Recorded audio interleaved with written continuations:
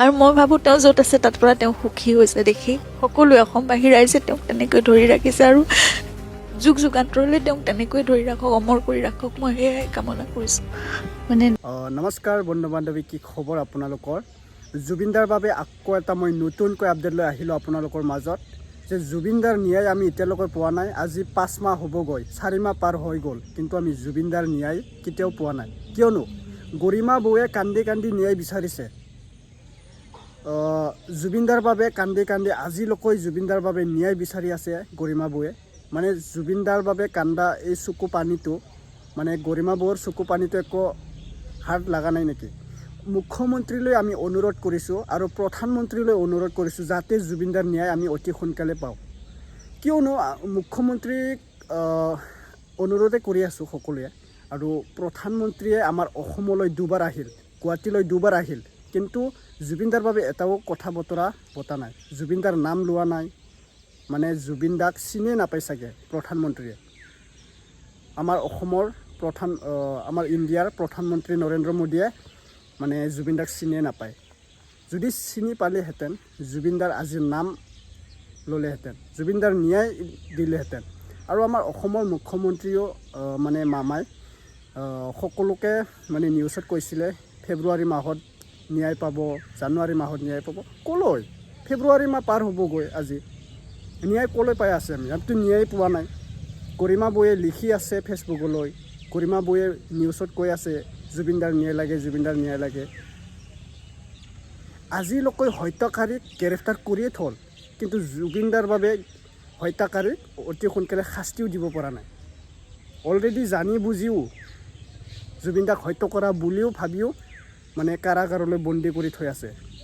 অলপ শাস্তি দিয়ক হত্যাকাৰীক। জুবিনদাক কেনেকৈ মাৰিছিল, জুবিনদাক কেনেকৈ হত্যা কৰিছিল, ইয়াতকো শাস্তি দিয়ক, জুবিনদাৰ আত্মা যাতে শান্তি পোৱা যায়। আমিও শান্তি পাম যে গৰিমা বৌ শান্তি পাব যদি জুবিনদাৰ হত্যাকাৰীক শাস্তি দিয়ে। সেইকাৰণে কৈ আছোঁ জুবিনদাৰ ন্যায় অতি সোনকালে দিয়ক। চাই লোৱাচোন আমাৰ গৰিমা বৌ কিমান যে কান্দি কান্দি ন্যায় বিচাৰি আছে, আপোনালোকে চাই লোৱা।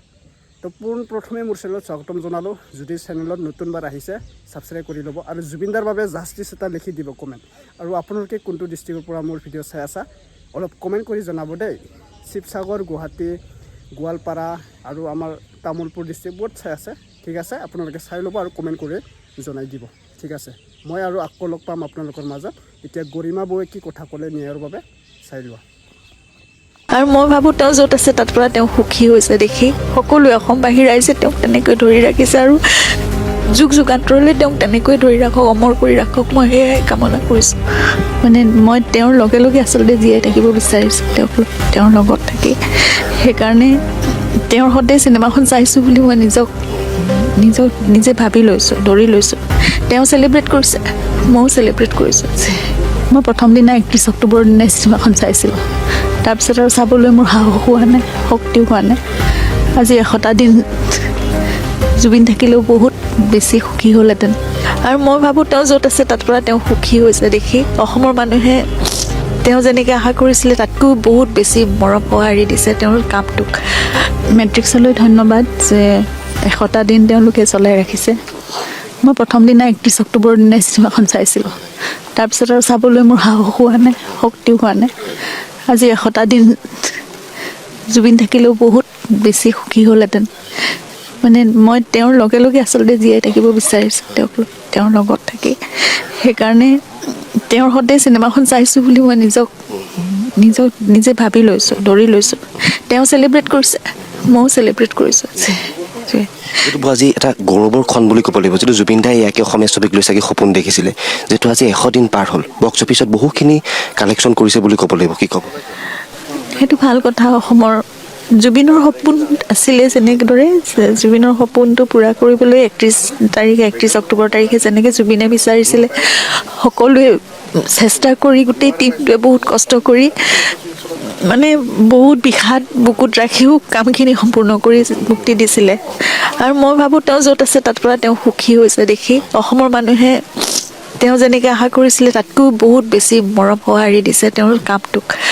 গতিকে আৰু তেওঁ থাকিলে আচলতে তেওঁ সদায় যেনেদৰে আজি সকলোবোৰ আহিছে, বৃদ্ধাশ্ৰমৰ পৰা আই মাতৃসকল আহিছে, মৰাণতে হওক নগাঁৱত হওক গুৱাহাটীত হওক তেনেকৈ যিসকল এই ছাত্ৰ ছাত্ৰীসকল আহিছে তেনেদৰে দিব্যাংগ সেই তেওঁলোকৰ লগত তেওঁ চিনেমাখন নিজে উপভোগ কৰে গতিকে জুবিনে কৰা কামবোৰ মই সৰু সৰুকৈ কৰিবলৈ মোৰ সামৰ্থ্য মই চেষ্টা কৰিছোঁ এতিয়া কিমান দূৰলৈকে পাৰোঁ নাজানো মই কৰি যাবলৈ চেষ্টা কৰিম এইখিনি কাম খুব আৱেগিক হৈ পৰিছে তাৰ মাজতে মই আৰু এটা কথা ক'লোঁ যিটো আজি জুবিন দাক লৈ পেলাই অসম লাইভ 24 পৰা আপোনাক এখন কিতাপ আগবঢ়োৱা হৈছে অকণমান কৈ দিয়ক কি কিতাপখনৰ বাবেও মই ধন্যবাদ জ্ঞাপন কৰিছোঁ অসম লাইভ তেওঁলোকে আচলতে কিতাপখন মই আগতে হাতত পাইছিলোঁ আজি মই ইয়ালৈ আহিছোঁ কাৰণে তেওঁলোকে মোৰ হাততো অৰ্পণ কৰিছে মই কিন্তু পঢ়িবলৈ এতিয়ালৈকে কথাবোৰ সাহস কৰা নাই মই পঢ়িম লাহে লাহে আৰু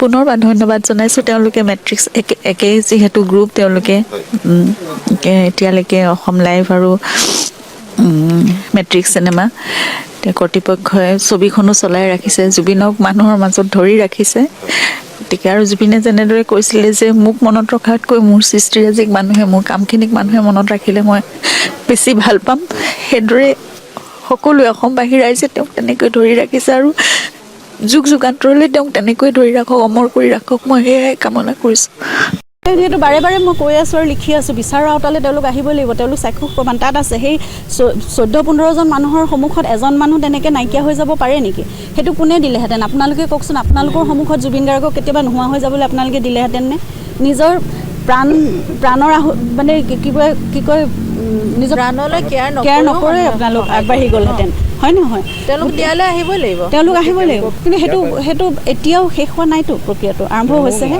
সেইখিনি আমি নাজানো সেইখিনি আমি গম নাপালোঁ কিন্তু সেইখিনি আমাৰ সদায় দাবী আছে আমাৰ সদায় সেইখিনি হেৰি আছে যে তেওঁলোক আহিবই লাগিব তেওঁলোকো সমানে দোষী আমাৰ মতে আমাৰ চকুত তেওঁলোক এই ইয়তখনত থকা প্ৰতিজনেই সমানে দোষী আৰু তেওঁলোকে প্ৰতিটো বস্তু দেখিছে তেওঁলোকে বহুত অৱহেলা কৰিছে আওকাণ কৰিছে জুবিনৰ ট্ৰিটমেণ্টলৈকে আওকাণ কৰিছে আৰু এই কথাবোৰ মই ছ'চিয়েল মিডিয়াত বহুত দীঘলকৈ মই লিখিছোঁ চাৰ্জশ্বিটখন পঢ়াৰ পিছত তাত লিখা আছে যে ৭৫ মিনিট অৱহেলিত হৈ জুবিন গাৰ্গ পৰি থাকিলে তেওঁক পানীত বমি কৰা তেওঁলোকে দেখিছে মুখেৰে ফেন ওলোৱা দেখিছে তাৰপিছতো নৰ্মেল গেষ্ট্ৰিক বুলি কৈ সিদ্ধাৰ্থ শৰ্মাই কথা কোৱাৰ পিছত তেওঁলোক সাধাৰণভাৱে তেওঁলোকো কেনেকৈ ৰৈ থাকিলে এজনৰ ভাষ্যত আছে তেওঁৰ চিজাৰ এটেক হয়তো আহিছে দাঁতে লাগিছে তাৰ মুখৰ ভিতৰত এডাল চামুচৰ নিচিনাকৈ টং এডাল ভৰাই দিছে গতিকে এই গোটেই কথাবোৰত তেওঁলোক সকলো জড়িত হৈ আছে আৰু তেওঁলোকে কৈ আছে বাট কি পৰিমাণৰ তেওঁলোকৰ অস্বাভাৱিক পৰিৱেশত মানে অৱস্থাত জুবিনক পানীত নামিবলৈ দিছিলে কিয় নামিবলৈ দিছিলে আমিতো অসমীয়া কোনো আমাৰ লগত থাকোঁতে জুবিনক তেনেকুৱা হ'বলৈ দিয়া নাছিলোঁ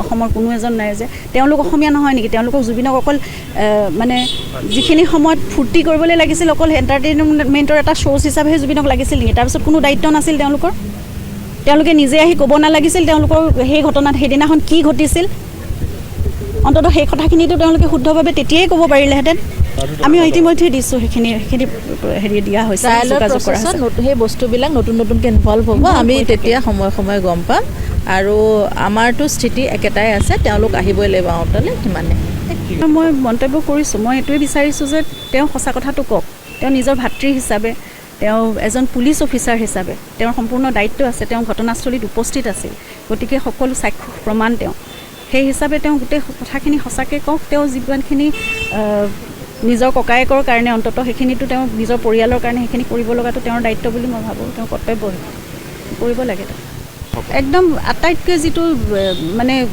ভয়ানক শাস্তি হ'ব পাৰে সেইটোৱে শাস্তি দিয়ক মানে অসুৰবধ যিটো মই যোৱাবাৰ কৈছিলোঁ অসুৰবধ হওক সেই অসুৰবধেই হ'ব লাগিব আৰু তাৰ বাহিৰে গত্যন্তৰ নাই অপশক্তি নিৰ্মূল কৰিবই লাগিব আৰু সেয়াই পৃথিৱীত সেইটোৱে আচলতে ভগৱানে যদি ন্যায় দিয়ে সেইটোৱে ন্যায় দিয়ে গতিকে অপশক্তি একেবাৰে সমূলি ধ্বংস হ'ব লাগিব সেইখিনি আমি নাজানো সেইখিনি আমি গম নাপালোঁ কিন্তু সেইখিনি আমাৰ সদায় দাবী আছে আমাৰ সদায় সেইখিনি হেৰি আছে যে তেওঁলোক আহিবই লাগিব তেওঁলোকো সমানে দোষী আমাৰ মতে আমাৰ চকুত তেওঁলোক এই ইয়তখনত থকা প্ৰতিজনেই সমানে দোষী আৰু তেওঁলোকে প্ৰতিটো বস্তু দেখিছে তেওঁলোকে বহুত অৱহেলা কৰিছে আওকাণ কৰিছে জুবিনৰ ট্ৰিটমেণ্টলৈকে আওকাণ কৰিছে আৰু এই কথাবোৰ মই ছ'চিয়েল মিডিয়াত বহুত দীঘলকৈ মই লিখিছোঁ চাৰ্জশ্বিটখন পঢ়াৰ পিছত তাত লিখা আছে যে ৭৫ মিনিট অৱহেলিত হৈ জুবিন গাৰ্গ পৰি থাকিলে তেওঁক পানীত বমি কৰা তেওঁলোকে দেখিছে মুখেৰে ফেন ওলোৱা দেখিছে তাৰপিছতো নৰ্মেল গেষ্ট্ৰিক বুলি কৈ সিদ্ধাৰ্থ শৰ্মাই কথা কোৱাৰ পিছত তেওঁলোক সাধাৰণভাৱে তেওঁলোকো কেনেকৈ ৰৈ থাকিলে এজনৰ ভাষ্যত আছে তেওঁৰ চিজাৰ এটেক হয়তো আহিছে দাঁতে লাগিছে তাৰ মুখৰ ভিতৰত এডাল চামুচৰ নিচিনাকৈ টং এডাল ভৰাই দিছে